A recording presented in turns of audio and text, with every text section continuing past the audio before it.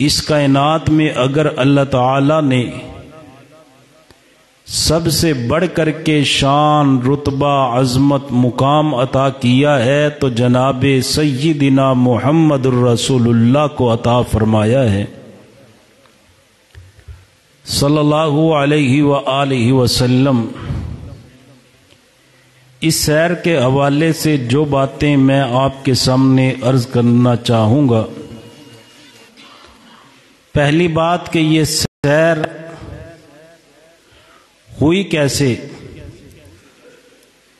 اور دوسری بات یہ سیر کیوں ہوئی،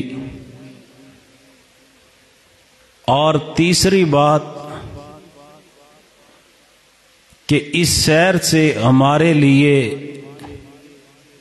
قرآن و حدیث کی روشنی میں کیا پیغام ملتا ہے۔ اور یہ جو تیسری بات ہے یہی اصل سمجھنے والی بات ہے۔ اکثر لوگ ماہ رجب میں ٹیلی فون کے ذریعے یا پھر میسج کے ذریعے یا پھر ویسے ہی مسئلہ پوچھتے ہیں، جی یہ معراج کب ہے؟ تو ہم اسے یہی جواب دیتے ہیں کہ معراج تو ہو چکی ہے، یہ تو حضور صلی اللہ علیہ وسلم معراج کر کے واپس آ چکے ہیں، اور اب قیامت تک کسی کو دوبارہ ایسی سیر نصیب نہیں ہوگی جو اللہ نے جناب محمد کو عطا فرمائی ہے صلی اللہ علیہ وآلہ وسلم۔ تو لوگ کہتے ہیں نہیں جی، ہمارے پوچھنے کا مقصد یہ ہے کہ حضور کس رات کو گئے تاکہ اس رات کو خاص کر کے ہم عبادت کریں اور اگلے دن کا روزہ رکھیں۔ تو ان بھائیوں کے لیے یہ پیغام ہے کہ حضور جب معراج پہ گئے تو نبی علیہ الصلوۃ والسلام کی زندگی میں اس کے بعد 10 سال وہ رات آئی، لیکن حضور صلی اللہ علیہ وسلم نے اس رات کو عبادت کے لیے خاص نہیں کیا، اور اگلے دن کا روزہ نبی علیہ الصلوۃ والسلام نے خاص نہیں کیا۔ اتنا تو پتہ ہے کہ معراج ماہ رجب میں ہوا، لیکن کس رات ہوا اس کی تاریخ میں بھی اختلاف ہے۔ تو جب ہم معراج کے پیغام کو سمجھ کر کے اس پہ عمل کریں گے تو وہ عمل صرف ایک دن کا، ایک رات کا نہیں ہوگا، بلکہ ساری زندگی کو سنوارنے کا سبب بن جائے گا۔ اس لیے ضرورت ہے معراج اور معراج کے سفر کو اور معراج کے پیغام کو سمجھنے کی۔ حضور صلی اللہ علیہ وسلم کو معراج کیوں ہوئی؟ آپ کے علم میں ہے نبی علیہ الصلوۃ والسلام جب اس کائنات میں تشریف لائے، آپ کے والد محترم پہلے ہی وفات پا چکے تھے۔ سیدہ آمنہ نے آپ کی پرورش کی، اور عرب کی ایک معروف دائی سیدہ حلیمہ نے بھی آپ کی پرورش کی، لیکن حضور صلی اللہ علیہ وسلم کی عمر مبارک ابھی تھوڑی ہی ہے، تو آپ کی والدہ ماجدہ بھی وفات پا جاتی ہیں۔ حضور صلی اللہ علیہ وسلم دادا جان کی کفالت میں آ جاتے ہیں۔ تقریباً 8 سال کی عمر مبارک ہے نبی علیہ السلام کی۔ عرب کے بہت بڑے سردار تھے دادا حضور کے، عبد المطلب، جو حضور کو اپنے پاس اپنے برابر بڑی محفل میں بٹھایا کرتے تھے۔ آج ان کا سایہ بھی اٹھ گیا۔ سیرت نگاروں نے لکھا کہ حضور کی عمر مبارک 8 سال تھی۔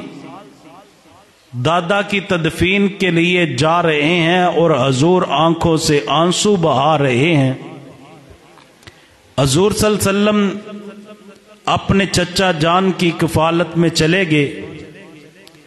چچا ابو طالب یہ حضور صلی اللہ علیہ وسلم کی کفالت کرتا ہے، لیکن اس کفالت میں طویل عرصہ گزارنے کے بعد وہ وقت بھی آ گیا کہ حضور کا چچا بھی فوت ہو گیا۔ حضور صلی اللہ علیہ وسلم کو اپنے چچا کی وفات کا بڑا ہی غم ہے، اور شاید اتنا غم نہ ہوتا جتنا اس بات پہ غم تھا کہ حضور صلی اللہ علیہ وسلم اپنے چچا سے کہتے ہیں، میرے چچا میرے کان میں یہ کلمہ پڑھ دے، کل قیامت والے دن میں اللہ سے تجھے جنت لے دوں گا۔ چچا کہنے لگا، بھتیجے تو سچا، تیرا دین سچا، تیرا ایمان سچا، تیری شریعت سچی، لیکن میں نے کلمہ نہیں پڑھنا، یہ مکے کی عورتیں تانا دیں گی، یہ مکے کے لوگ میرے مرنے کے بعد تانا دیں گے کہ باپ اور دادے کا دین چھوڑ گیا۔ اسی حالت میں چچا فوت ہو گیا۔ حضور صلی اللہ علیہ وسلم کو بڑا ہی دکھ ہے، بڑا ہی صدمہ ہے اپنے چچا کی وفات کا۔ اس صدمے کے ساتھ ساتھ ایک اور صدمہ اسی سال حضور صلی اللہ علیہ وسلم کی زندگی میں آیا۔ وہ صدمہ کیا تھا؟ نبی علیہ السلام کی زوجہ محترمہ سیدہ خدیجہ الکبریٰ رضی اللہ تعالی عنہا وہ بھی وفات پا جاتی ہیں، اور خدیجہ وہ عظیم خاتون ہے کہ جن کے ساتھ نبی علیہ السلام کی محبت کا یہ عالم تھا کہ وفات کے بعد حضور صلی اللہ علیہ وسلم اکثر خدیجہ کو یاد کیا کرتے تھے، اور جب قربانی کا گوشت ہوتا حضور فرماتے پہلے خدیجہ کی سہیلیوں کے گھر پہنچا کر کے آؤ۔ سیدہ کی بہن حالہ آتی تو حضور فرماتے میں نے آواز سے پہچان لیا ہے، مجھے اس طرح محسوس ہوتا ہے جیسے میری خدیجہ کی بہن حالہ آ گئی ہے۔ نبی علیہ السلام اکثر خدیجہ کیا کرتے تھے۔ ایک مرتبہ حضور کی ازواج نے سوال کیا، اللہ کے رسول، اللہ تعالیٰ نے آپ کو بیویاں تو اور بھی عطا فرما دی ہیں، اس خدیجہ کی کیا ایسی خوبی تھی کہ فوت ہونے کے بعد اور بیویاں مل جانے کے بعد آپ پھر بھی ان کی یادوں کو بھلا نہ سکے؟ نبی علیہ السلام نے فرمایا، خدیجہ تو خدیجہ ہی تھی، اس نے اس وقت محمد صلی اللہ علیہ وسلم کو تسلی دی جب ساری دنیا جھٹلا رہی تھی۔ میں باہر تبلیغ کر کے لوگوں کو اسلام کی دعوت دے کر کے آتا، جب واپس آتا تو لوگ کلمہ نہ پڑھتے، میں بڑا پریشان ہو کر کے آتا تو خدیجہ مجھ محمد صلی اللہ علیہ وسلم کو تسلی دیا کرتی تھی، میرے آرام کا، میرے سکون کا خیال رکھتی تھی۔ میں باہر سے تھک کے آتا، پریشانی کی حالت میں آتا، خدیجہ مجھے تسلی دیا کرتی تھی۔ اسی لیے اللہ تعالیٰ نے انعام بھی خدیجہ کے لیے رکھا۔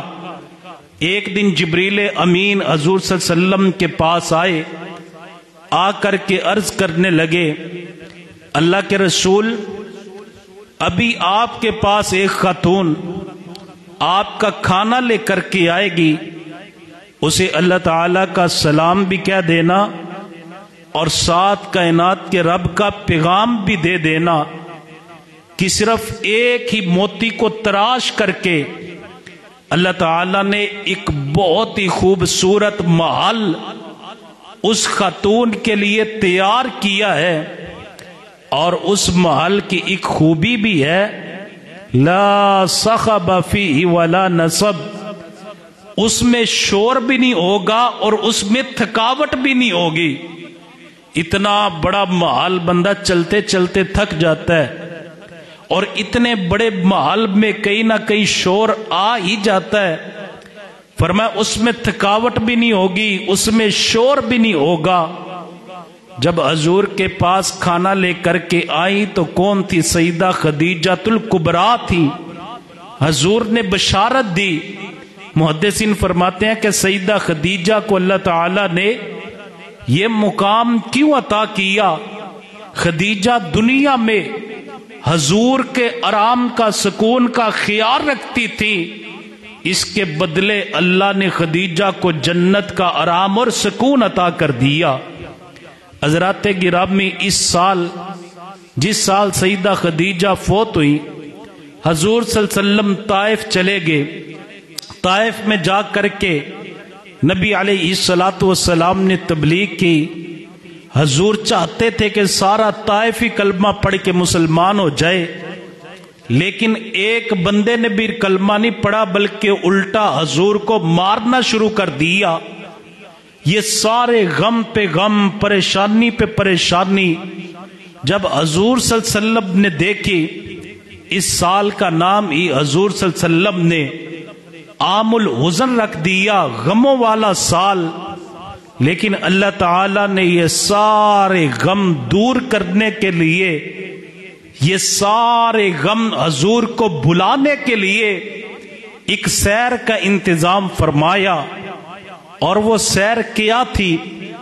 ایسی عظیم سیر، نہ اس سے پہلے کسی نے وہ سیر کی، اور نہ ہی آپ صلی اللہ علیہ وسلم کے بعد قیامت تک کسی کو یہ سیر کروائی جائے گی۔ اور یہ دلیل ہے حضور صلی اللہ علیہ وسلم کی ختم نبوت کی، کہ نبی علیہ السلام سے پہلے، آپ کی آمد سے پہلے کسی کو ایسی سیر نہیں کروائی گئی۔ آپ آخری نبی ہیں، آپ کے بعد کسی کو اب یہ سیر نہیں کروائی جائے گی۔ وہ کتنی عظیم سیر ہے کہ اللہ تعالی نے رات کے ایک تھوڑے سے حصے میں، ایک بالکل قلیل سے حصے میں نبی علیہ السلام کو اتنا لمبا سفر کروا دیا کہ بندہ سوچے تو بندے کی عقل دنگ رہ جاتی ہے۔ اسی لیے معراج پہ اعتراض کرنے والوں نے اعتراض کیے، معراج پہ سوال اٹھانے والوں نے سوال اٹھائے۔ کسی نے کہا جی بشر تو آسمان پہ جا ہی نہیں سکتا، واقعہ ہی نہیں جا سکتا، لیکن جب اللہ لے جائے تو کوئی روک بھی نہیں سکتا۔ ہم کب کہتے ہیں کہ حضور خود گئے ہیں؟ حضور کو سیر کس نے کروائی ہے؟ کائنات کے رب نے کروائی ہے۔ ملائکہ نوری ہیں، آسمان سے آتے بھی ہیں، آسمان کی طرف جاتے بھی ہیں۔ نوریوں کا آنا اور جانا کوئی کمال نہیں ہے، کمال اس بات کا نام ہے بشر ہوں، افضل البشر ہوں، اور وہاں جائیں جہاں پہ کبھی کوئی گیا نہ ہو۔ اتنی عظیم سیر، تو ان تمام اعتراضات کا حل اللہ تعالی نے اس سیر کا ذکر کرنے سے پہلے ہی فرما دیا۔ فرمایا سبحان الذی، اس واقعہ معراج میں بڑے بڑے مشاہدات آئیں گے، واقعہ معراج میں بڑی بڑی انوکھی باتیں سننے میں آئیں گی، واقعہ معراج میں بڑی بڑی باتیں آپ کی عقل کو دنگ کر دینے والی آئیں گی، لیکن لفظ سبحان ان تمام باتوں کا جواب دے رہا ہے کہ حضور صلی اللہ علیہ وسلم کو سیر اس نے کروائی ہے جس سے عظیم ذات اور کوئی نہیں۔ اور وہ کون سی ذات ہے؟ مالک نے اعلان کیا، فرمایا سبحان الذی اسری بعبدہ لیلا من المسجد الحرام الى المسجد الاقصى الذی بارکنا حولہ لنریہ من آیاتنا انہ هو السمیع البصیر۔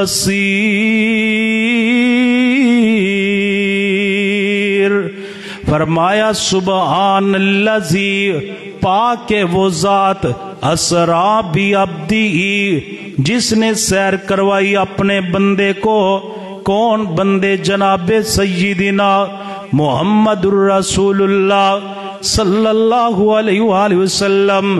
کب سیر ہوئی؟ فرمایا لیلن، رات کے تھوڑے سے حصے میں، اتنا تھوڑا حصہ جس حصے میں کوئی آسمانوں پہ جا بھی نہیں سکتا، آ بھی نہیں سکتا۔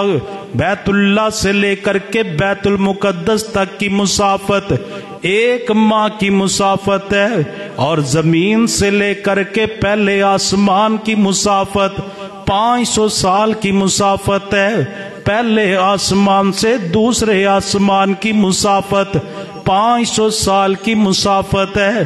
اسی طرح ایک آسمان سے دوسرے آسمان تک، دوسرے سے تیسرے، تیسرے سے چوتھے، 5ویں، 6ٹھے، 7ویں آسمان، ایک آسمان سے دوسرے آسمان کی مسافت 500 سال ہے۔ اور پھر سدرۃ المنتہا پہ جانا، جہنم کے ہولناک مناظر دیکھنا، جنت کی سیر کرنا، یہ سارا رات کے تھوڑے سے حصے میں ہو گیا۔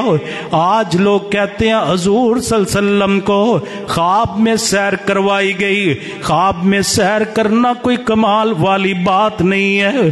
ہم خواب دیکھتے ہیں، کبھی مکہ جانے کے دیکھتے ہیں، ہم خواب دیکھتے ہیں، کبھی مدینہ جانے کے دیکھتے ہیں۔ خواب میں تو بندہ، ہر بندہ سیر کر سکتا ہے، لیکن اللہ تعالیٰ نے حضور صلی اللہ علیہ وسلم کو بیداری کے عالم میں روح اور جسم کے ساتھ، یہ عقیدے کی بات سمجھا رہا ہوں، روح اور جسم کے ساتھ اللہ تعالیٰ نے حضور صلی اللہ علیہ وسلم کو سیر کروائی۔ کس انداز سے؟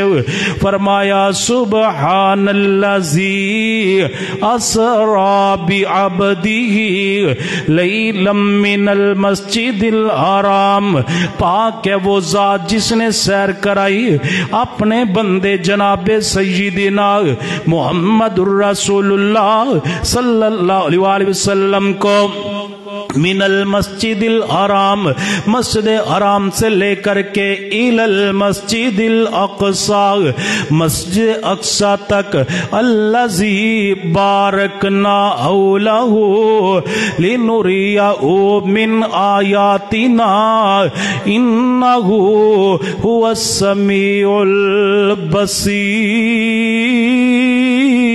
البصیر۔ فرمایا مسجد حرام سے لے کر کے مسجد اقصی تک، اور مسجد اقصی کون سی مسجد ہے؟ فرمایا جسے ہم نے برکتوں والا بنایا، اور سیر کیوں کروائی اپنے نبی کو؟ تاکہ ہم اپنے پیغمبر کو نشانیاں دکھانا چاہتے تھے۔ حضرات گرامی، حضور صلی اللہ علیہ وسلم اپنی سیر والا واقعہ بیان فرماتے ہیں۔ نبی علیہ الصلوۃ والسلام نے فرمایا میں حتیم میں سو رہا تھا، آرام کر رہا تھا، میرے پاس اللہ پاک کے ملائکہ آئے، آ کر کے مجھے اٹھایا، اٹھا کر کے مجھے زمزم کے کنویں کے قریب لے کر کے گئے، سینہ چاک کیا گیا، قلب اطہر کو باہر نکالا گیا، زمزم سے دھو کر کے ایک تشت میں ایمان اور نور سے بھرا ہوا پیالہ حضور کے سینہ مبارک میں انڈیل کر کے سینے کو بند کر دیا گیا۔ یہ بھی معجزہ ہے میرے پیغمبر کا، یہ بھی معجزہ ہے میرے پیغمبر کا۔ دنیا کی سب سے پہلی اوپن ہارٹ سرجری، دنیا کا سب سے پہلا بائی پاس دل کا، حضور صلی اللہ علیہ وسلم کے دل کو نکالا بھی گیا، واپس رکھا بھی گیا، سینے کو بند کر بھی دیا گیا، لیکن کوئی نشان باقی نہ بچا۔ حضور صلی اللہ علیہ وسلم کا سینہ مبارک بالکل ایسے ہے جیسے قلب اطہر کو باہر نکالنے سے پہلے ہے۔ حضرات گرامی، حضور صلی اللہ علیہ وسلم فرماتے ہیں پھر کیا ہوا، ایک سواری لائی گئی، وہ سواری خچر سے تھوڑی سی بڑی تھی، خچر کے برابر سواری تھی، اس کا نام براق تھا، بڑی تیز رفتار سواری تھی۔ نبی علیہ الصلوۃ والسلام فرماتے ہیں میں اس سواری پہ سوار ہونے لگا، اس نے بدکنا شروع کر دیا۔ جبریل امین فرمانے لگے اے براق تو نہیں جانتی تجھ پہ کیسی عظیم ہستی سوار ہو گئی ہے، اس سے پہلے اتنی عظیم ہستی تجھ پہ سوار نہیں ہوئی، اس کے بعد بھی تجھ پہ کوئی ایسا عظیم انسان سوار نہیں ہوگا۔ براق ٹر جاتی ہے، حضور صلی اللہ علیہ وسلم براق پہ سوار ہو گئے۔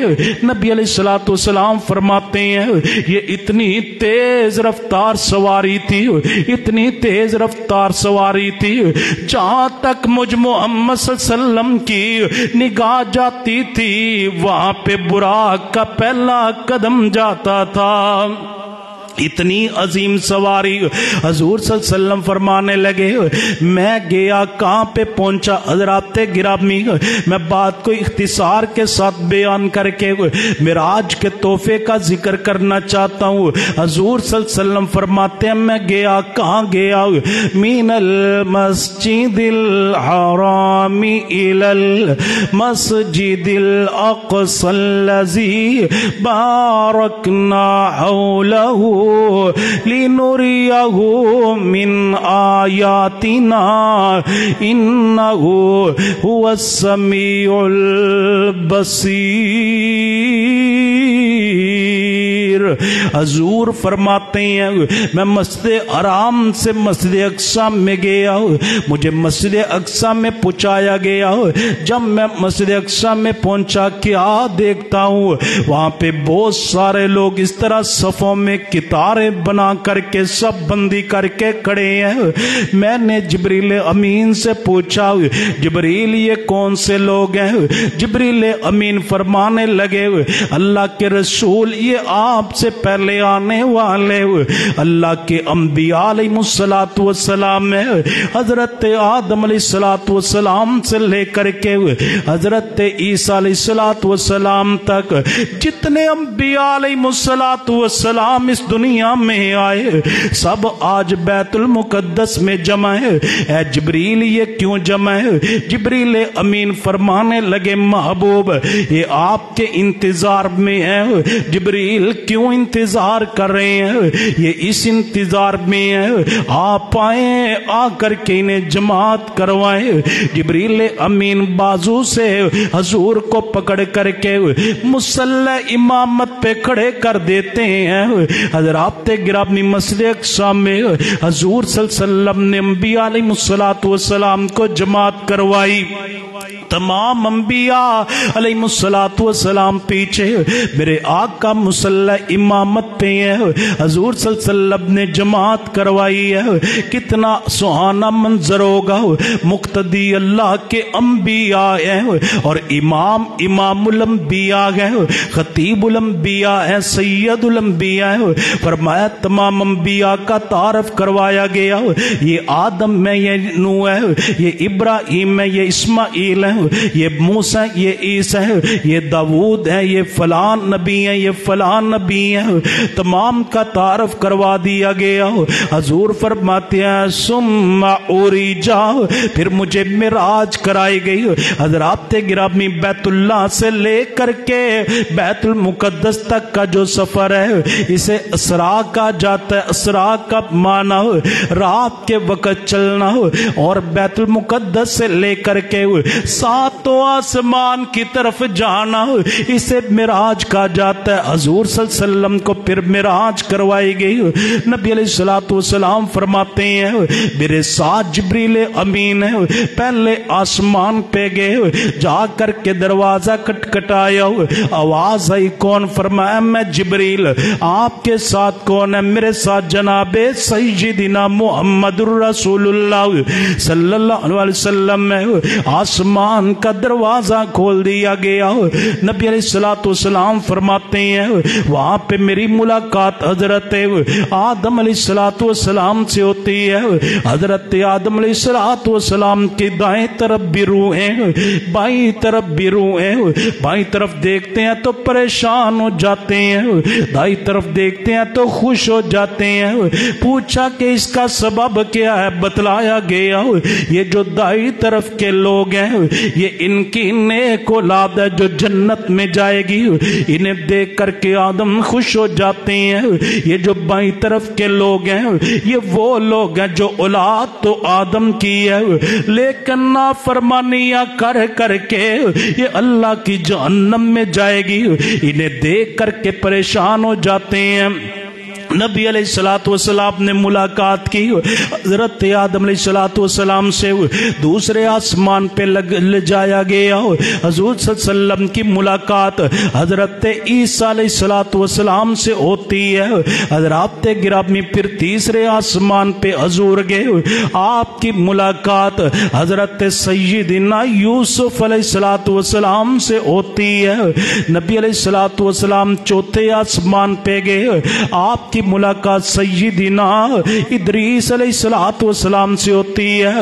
حضور پانچویں آسمان پہ گئے، آپ کی ملاقات سیدنا ہارون علیہ الصلوۃ والسلام سے ہوتی ہے۔ حضور صلی اللہ علیہ وسلم چھٹے آسمان پہ گئے، آپ کی ملاقات سیدنا موسیٰ علیہ الصلوۃ والسلام سے ہوتی ہے۔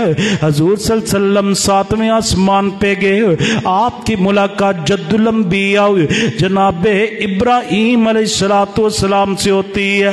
یہ ملاقاتوں کا سلسلہ چلتا رہا، حضور آسمانوں پہ سفر کرتے رہے، پھر ایسا موقع آیا، حضور صلی اللہ علیہ وسلم فرماتے ہیں میں سدرۃ المنتہا پہ گیا، مجھے سدرۃ المنتہا پہ لے جایا گیا، وہاں پہ میں اپنے رب کے ساتھ ہم کلام ہوا۔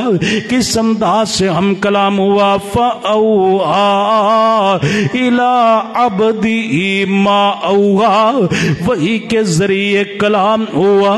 آسمان پہ ساتوں آسمانوں سے اوپر سدرۃ المنتہا پہ وہی کے ذریعے کلام ہوا اللہ تعالیٰ کے ساتھ۔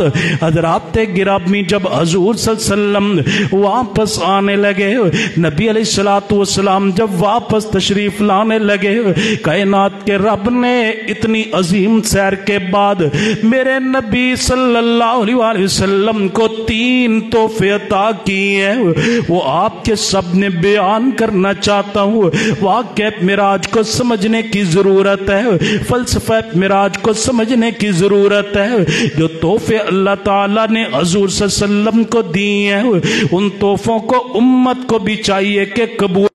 نبی علیہ الصلوۃ والسلام فرماتے ہیں مجھے میرے رب کریم نے تحفے عطا کیے، سب سے پہلا تحفہ مجھے سورۃ الفاتحہ اور سورہ بقرہ کی آخری 2 آیات ملتی ہیں۔ حضرات گرامی یہ بڑا عظیم تحفہ ہے۔ اگر بیمار ہیں تو سورہ فاتحہ پڑھیں، اگر دم کرنا ہے تو سورہ فاتحہ پڑھیں، شفا یابی کے لیے سورہ فاتحہ پڑھیں، بڑا عظیم تحفہ ہے۔ نماز پڑھیں تو سورۃ الفاتحہ پڑھیں، ذکر کریں تو سورۃ الفاتحہ پڑھیں، نماز جنازہ پڑھیں، جنازے میں سورۃ الفاتحہ پڑھیں۔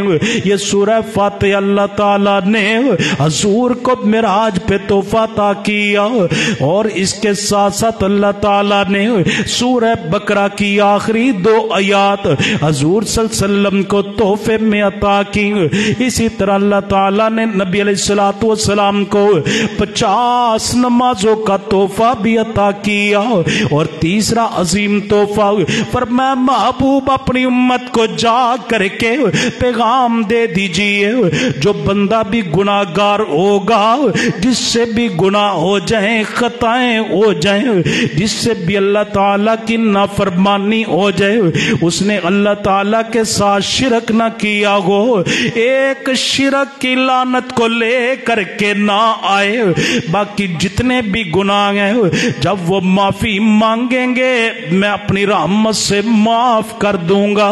حضرات گرامی جو شرک لے کر کے مر گیا، شرک کی حالت میں مر گیا، شرک کرتا کرتا مر گیا، قیامت والے دن ایسے بندے کی کوئی بخشش نہیں ہے۔ پر میں اپنی امت کو کہہ دیجئے، امت کے گناہگار گناہ کر کے توبہ کریں گے، سچی توبہ کریں گے، پکی توبہ کریں گے، آئندہ نہ کرنے کا اللہ سے عہد کریں گے، اپنے کیے ہوئے گناہوں پہ شرمندہ ہوں گے، میں ان کا رب ان کے گناہوں کو معاف کر کے انہیں جنت عطا کر دوں گا۔ حضرات گرامی، یہ تحفہ بھی حضور صلی اللہ علیہ وسلم کو عطا کیا گیا۔ نبی علیہ الصلوۃ والسلام معراج والی رات یہ تحفہ لے کر کے جب واپس تشریف لا رہے ہیں، چھٹے آسمان پہ حضرت موسیٰ علیہ الصلوۃ والسلام سے پھر ملاقات ہوتی ہے۔ موسیٰ علیہ الصلوۃ والسلام پوچھتے ہیں، اللہ کے رسول، آپ اللہ کے آخری پیغمبر، آپ اللہ کے پیارے لاڈلے پیغمبر، اللہ تعالیٰ نے آپ کو زمین سے آسمانوں کی سیر پہ بلایا، بتلائیے کائنات کے رب نے کوئی تحفہ عطا کیا یا نہیں؟ فرمایا ہاں، مجھے میرے رب کریم نے یہ تحفے عطا کیے ہیں۔ ساتھ حضور فرماتے ہیں مجھے میرے رب العالمین نے 50 نمازوں کا تحفہ عطا کیا۔ حضرت موسیٰ علیہ السلام فرماتے ہیں اللہ کے رسول، میری امت پہ 2 نمازیں فرض ہوئی، ان سے وہ بھی نہ پڑھی گئی، آپ کی امت 50 نمازیں کیسے پڑھے گی؟ جائیے تخفیف کروا کر کے لائیے۔ حضور صلی اللہ علیہ وسلم واپس جاتے ہیں امت کے غم میں، امت کے لیے رحمت، امت کے لیے ہمدردی کی خاطر حضور صلی اللہ علیہ وسلم واپس جاتے ہیں۔ جا کر کے رب کریم سے عرض کرتے ہیں اے اللہ، میری امت سے یہ 50 نمازیں ادا نہیں ہونی، کم کر دی جائیں، نمازیں 40 رہ جاتی ہیں۔ موسیٰ علیہ السلام پھر سوال کرتے ہیں اللہ کے پیغمبر کتنی نمازیں رہ گئی؟ فرمایا نمازیں 40 رہ گئی۔ فرمایا آپ کی امت سے یہ 40 نمازیں بھی ادا نہیں ہونی، جا کر کے اور تخفیف کروا کر کے لائیے۔ حضور پھر جاتے ہیں، 40 سے 30 ہو جاتی ہیں۔ اللہ کے رسول موسیٰ، اللہ کے پیغمبر موسیٰ علیہ السلام فرماتے ہیں 30 بھی نہیں پڑھی جانی، جائیے کم کروا کر کے لائیے۔ حضور پھر جاتے ہیں، نمازیں 20 رہ جاتی ہیں۔ موسیٰ پیغمبر فرماتے ہیں یہ 20 بھی نہیں پڑھی جانی، جائیے کم کروا کر کے لائیے۔ حضرات گرامی، نمازیں 10 رہ جاتی ہیں۔ موسیٰ علیہ السلام فرماتے ہیں یہ 10 بھی نہیں پڑھی جانی، جائیے ایک چکر اور لگائیے، نمازیں اور کم کروا کر کے لائیے۔ حضرات گرامی، اللہ کے پیغمبر موسیٰ مشورہ دیتے ہیں حضور جب آخری چکر لگاتے ہیں نمازیں کتنی رہ جاتی ہیں؟ 5 نمازیں رہ جاتی ہیں۔ موسیٰ علیہ السلام کے پاس پھر دوبارہ آئے، آ کر عرض کرنے لگے نمازیں 5 باقی رہ گئی ہیں۔